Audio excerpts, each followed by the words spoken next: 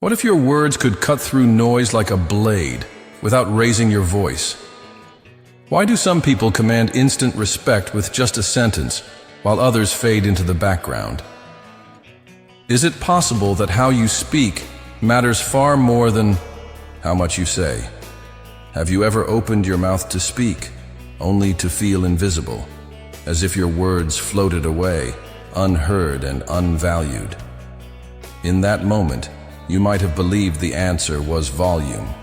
Speak louder, say more. But here's the truth. Respect isn't handed to those who chase it. It's quietly given to those who embody it. The Stoics understood this centuries ago. True influence, they believed, isn't about dominating a room. It's about presence, wisdom, and restraint. The way you speak doesn't just shape others' perception of you. It rewires your own confidence from the inside out. And when you speak with clarity, intention, and quiet authority, without filler, fear, or frenzy, people. In this guide, we'll uncover timeless Stoic communication strategies that elevate not just how others hear you, but how they respect you. Because real power isn't in being the loudest voice.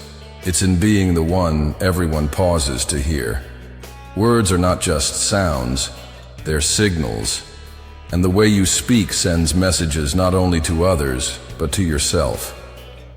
One of the most subtle, self-sabotaging habits that erodes your presence and undermines your authority is over-apologizing. It sounds harmless, polite even. But every unnecessary "I'm sorry" quietly chips away at your confidence and teaches the world to treat you as less certain, less valuable, and less commanding than you are. Imagine walking into a meeting just 2 minutes late. You barely cross the threshold before blurting out, "Sorry I'm late." It sounds courteous, but it positions you as a problem, as if your presence requires justification. What if instead you said, "Thanks for waiting"? One implies guilt. The other projects composure and ownership. Or picture this. You're walking down a hallway, someone bumps into you, and you say, "Sorry." Why? Why apologize for existing in a shared space? These micro-apologies are not just linguistic filler. They're subconscious signals that tell people you expect to be treated as an inconvenience. This habit slips into emails, texts, casual conversations. "Sorry to bother you." "Sorry to check in." "Sorry, can I ask a question?" Each phrase may feel polite, but it's laced with insecurity. It subtly trains others to view your presence as an interruption rather than a contribution. I used to be trapped in this pattern myself. I remember once being interrupted in a meeting, and I said, "Oh, sorry, go ahead." I was apologizing for being interrupted. That was my wake-up call. Why was I minimizing myself in real time? From that moment, I began retraining how I spoke. Here's a powerful habit to break the cycle. Before saying "I'm sorry," ask yourself, did I actually do something wrong? If not, reframe your words. Replace "sorry for bothering you" with "do you have a moment?" Say, "I'd like to add something." Instead of "sorry, can I say something?" These small shifts elevate how others hear you and how you hear yourself. There's another danger to constant apologizing. It sets expectations. When you apologize by default, others begin to expect you to absorb blame, accept unfair treatment, and yield your space without protest. Today, it's someone interrupting you.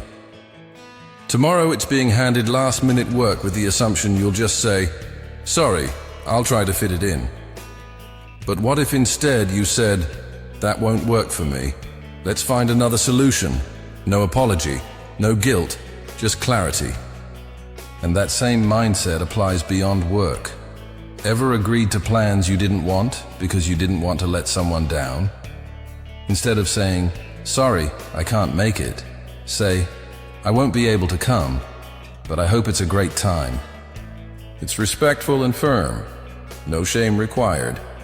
Of course, there are moments when an apology is powerful, when you've genuinely hurt someone or made a mistake.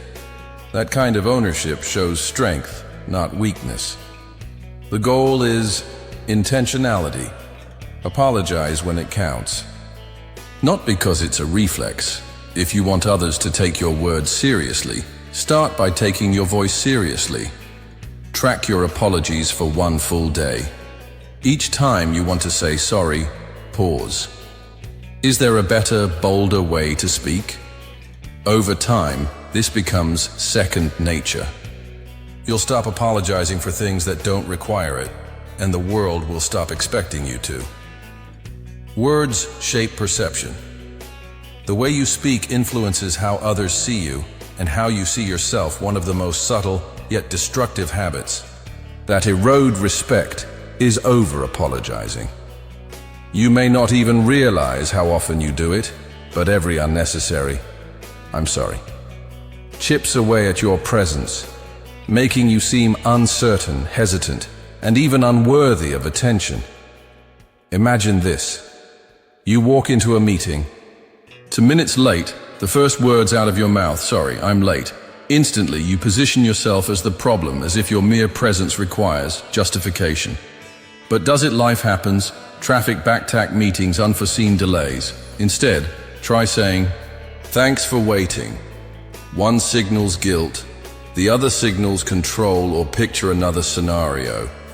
You're walking through a crowded hallway and someone accidentally bumps into you without thinking. You blurt out, "Oh, sorry, but why? Why are you apologizing?" For existing in a shared space, every unnecessary apology sends a subtle message, not just to others, but to yourself, that you are an inconvenience.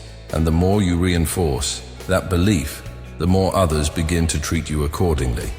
This habit seeps into emails, texts, and daily conversations. "Sorry to bother you, but sorry. Just checking in. Sorry. Can I ask a question?" These phrases may seem polite, but they communicate self-doubt. And when you constantly frame your words as an intrusion, people will subconsciously start treating them that way. I used to be trapped in this cycle myself. I remember sitting in a meeting where someone interrupted me mid-sentence without thinking. I stopped and said, "Oh, sorry, go ahead." The moment I heard those words leave my mouth, I realized something. I was apologizing for being interrupted. Why was I making myself smaller? That was the turning point. From that moment on, I made a conscious effort to break the habit. Here's a simple rule before you say, "I'm sorry." Ask yourself, did I actually do something wrong? If the answer is no, reframe your response. Instead of "Sorry for bothering you," say, "Do you have a moment?" Instead of "Sorry, can I add something?" say, "I'd like to add something." These small shifts make a big impact. They don't just eliminate unnecessary apologies. They change how people perceive you. There's another hidden danger in apologizing too often. It creates an expectation that you're always at fault over time. This conditions others to see you as someone who will take blame, yield space, and accept unfair treatment. Maybe it starts with someone speaking over you. Then it turns into colleagues assuming you'll handle extra tasks without question. Before long, your time, energy, and boundaries are consistently disregarded. Let's say a coworker hands off a last-minute task expecting you to take it on. If your default response is, "Oh, sorry, I'll try to fit this in," you've just set a precedent. Your workload is less important than theirs. Instead, try saying, "I won't be able to take this on right now. Let's figure out another solution." No apology, no unnecessary justification, just clarity and confidence. This also applies in social situations. How many times have you agreed to plans you didn't want, simply because you felt bad saying no? A friend invites you to an event you have no interest in, and you respond, "Sorry, I can't make it." But why apologize for prioritizing your time? A stronger response would be, "I won't be able to make it, but I hope you have a great time." No guilt, no excuses, just honesty. Of course, there are moments when an apology is necessary when you've genuinely hurt someone or made a mistake. Taking responsibility is a sign of strength, not weakness. The key is intentionality, apologizing. When it's meaningful, not as a default reaction. If you want to break this habit, start by paying attention. Challenge yourself to go a full day without saying, "I'm sorry," unless it's truly warranted. Keep track of the moments when you feel the urge to apologize and ask yourself if there's a better way to phrase your response. The more you practice, the more natural it becomes to speak with confidence. If you want others to respect you, it starts with how you carry yourself. Eliminating unnecessary apologies isn't just about speech, it's about self-perception. The moment you stop apologizing for things that don't require it, you'll notice a shift. People will start listening more, taking your words seriously, treating you with the respect you deserve. Now that we've tackled over-apologizing, let's move on to another crucial principle. Setting boundaries and sticking to them. To set boundaries and stick to them. Epictetus once wrote, "No man is free who is not master of himself." If you want others to respect you, you must first respect yourself, and one of the most fundamental ways to do that is by setting clear boundaries and enforcing them. People treat you the way you allow them to.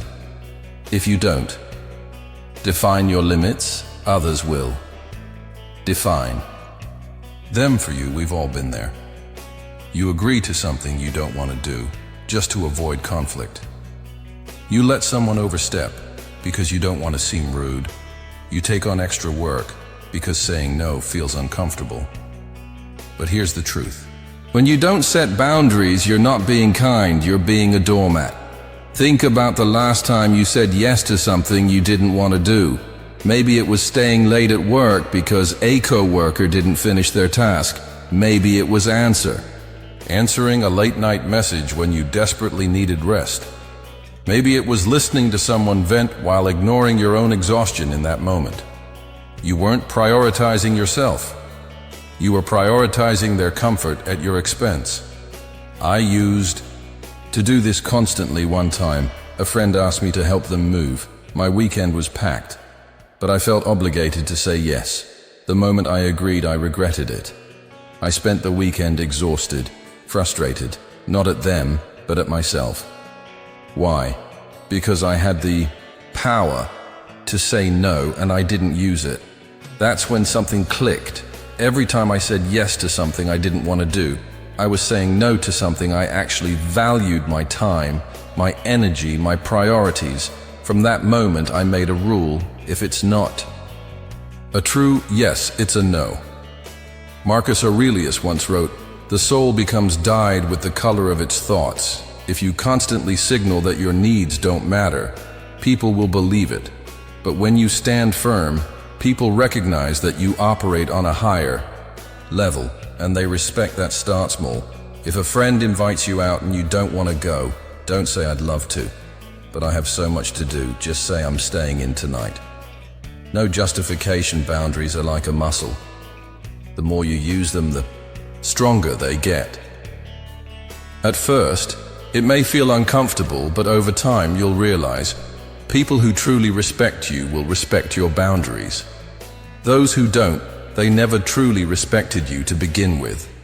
Now that you understand the power of boundaries, let's move on to the next essential skill: mastering the art of pausing. 3. Master the art of pausing. Seneca once wrote, "Silence is a lesson learned through suffering."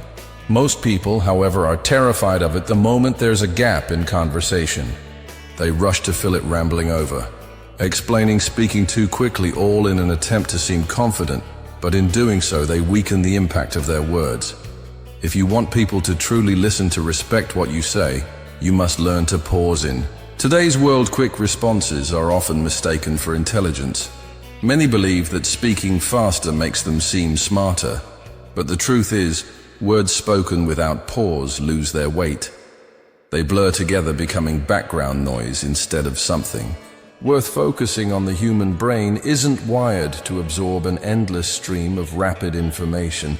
It needs space to process, reflect, and react. That's why pausing is so powerful. Imagine you're in a meeting presenting an idea. You rush through your points, eager to sound competent. But by the time you finish, no one seems truly engaged.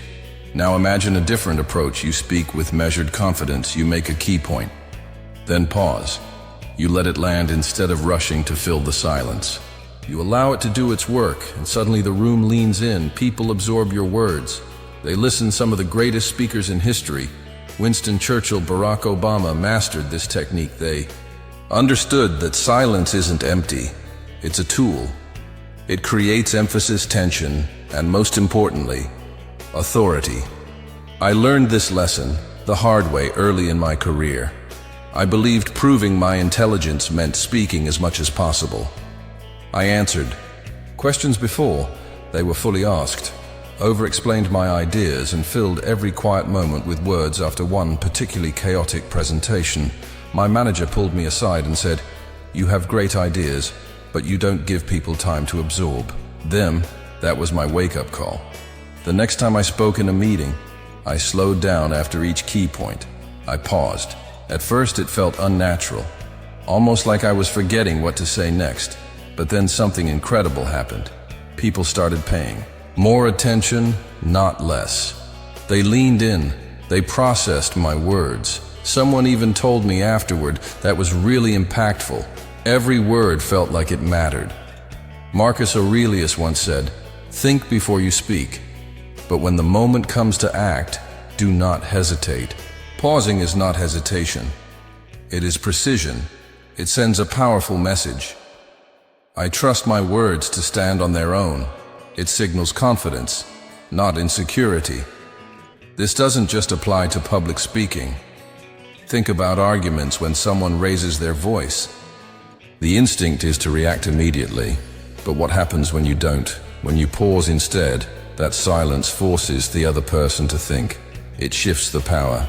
Dynamic. Instead of reacting emotionally, you respond deliberately, instantly becoming the more composed, respected individual in the conversation. Pausing also transforms everyday conversations. The next time someone asks you a question, resist the urge to answer immediately. Take a second, think, then speak. This subtle shift makes you seem more thoughtful, more deliberate, the kind of person others naturally respect. Here's a simple exercise. The next time you speak, whether in a casual conversation or a formal discussion, pause after your key points. Let the silence do the work for you. At first it may feel strange, but over time you'll notice the effect. People will start listening more intently. Mastering the art of pausing isn't just about speech. It's about control. It's about knowing that your words have value, and that silence isn't something to fear. It's something to own. Now that you understand the power of the pause, let's move on to the next skill: using humor wisely without diminishing your credibility. 4. Use humor without becoming a clown. Seneca once wrote, "Laughter should not be abundant, nor should it be absent. There is a time for everything." Humor is a powerful tool. It can break tension, build connections, and even make you seem more intelligent. Studies show that people who use humor effectively are perceived as more competent and likable. But here's the catch. If misused, humor can undermine your credibility faster than anything else. There's a fine line between being witty and being the person no one takes. Seriously, if every time you speak, you turn everything into a joke, people will start seeing you as just that, a joke. Respect isn't given to the person who is always entertaining, but to the one who knows when to be serious, and when to lighten the mood. Have you ever been in a meeting where someone kept cracking jokes? At first, people laughed, but over time their words lost impact. No one saw them as a leader, just comic relief. Early in my career, I made this mistake. I used humor to hide my nerves. I'd crack a joke whenever I felt uncertain, thinking it made me more likable.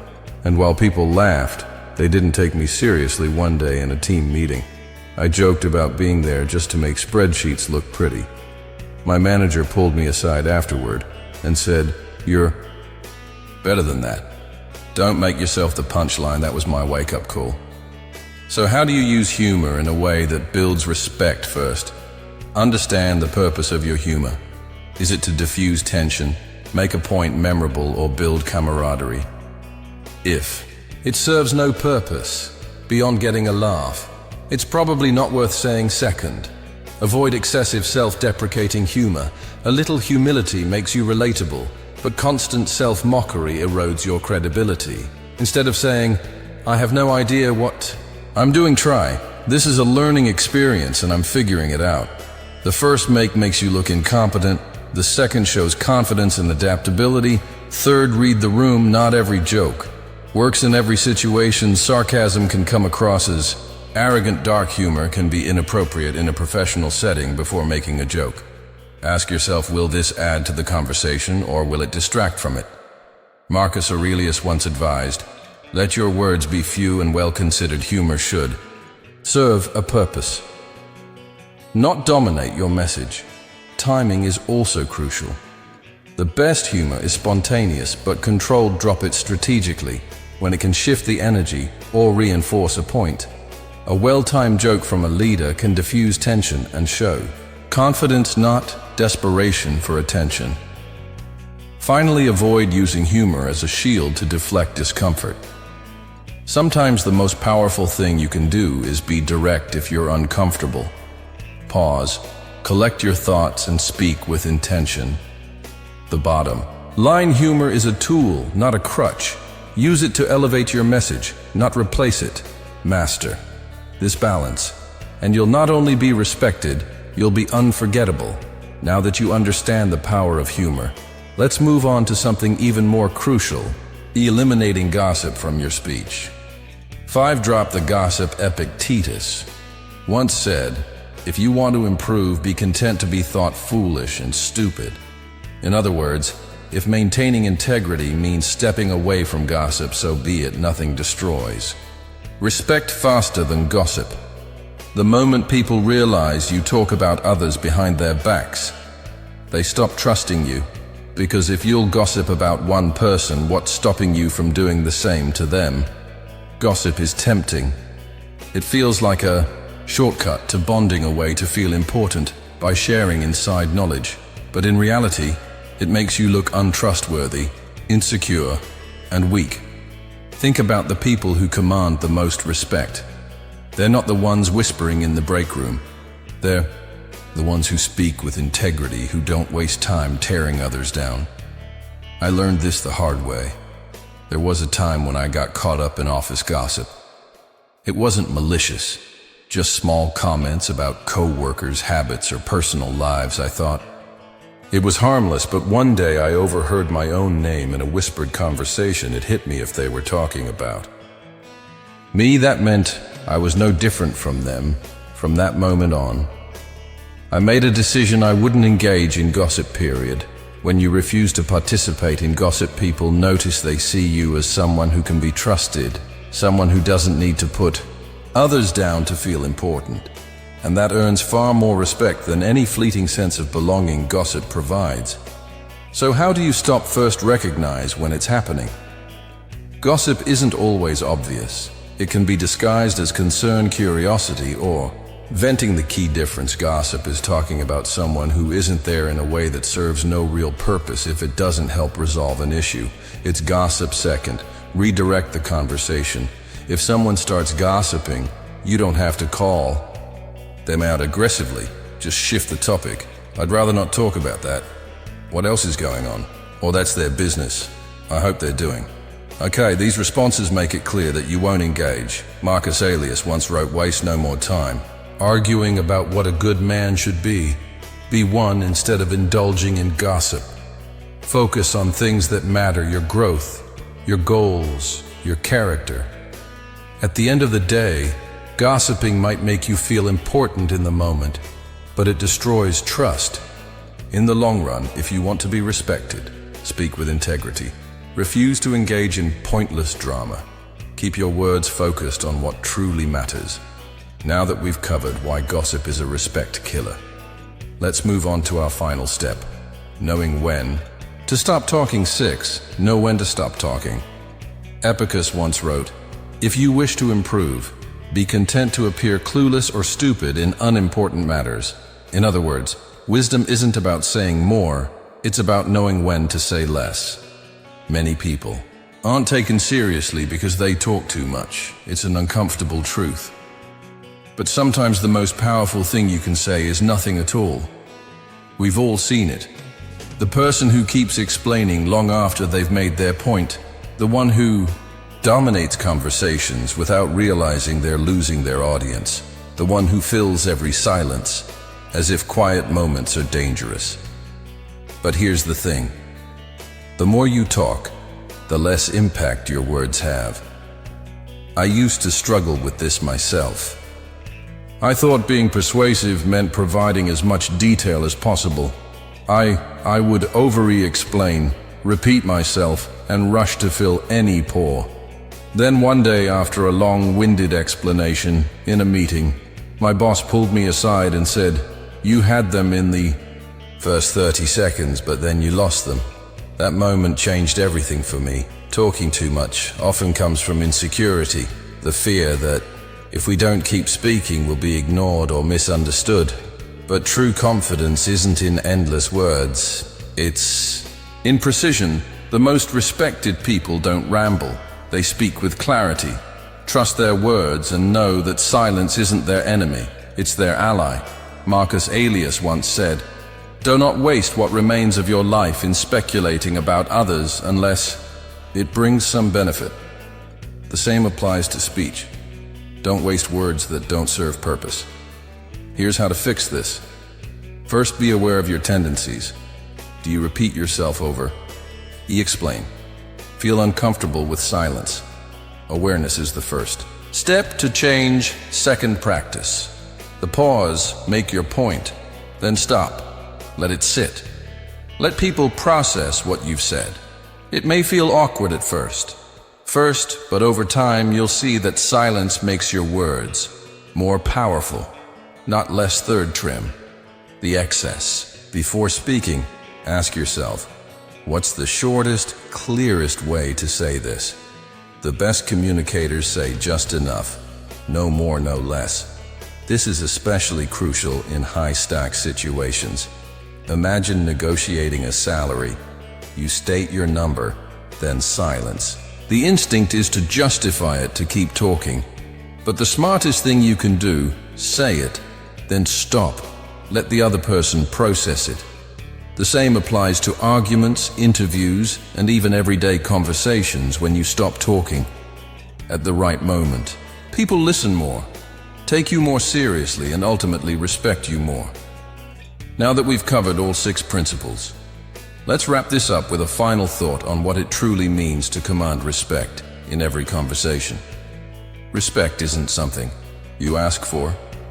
It's something you earn through the way you carry yourself, speak, and engage with others. It's not about being the loudest or the smartest in the room. It's about presence, self-respect, and communicating with intention.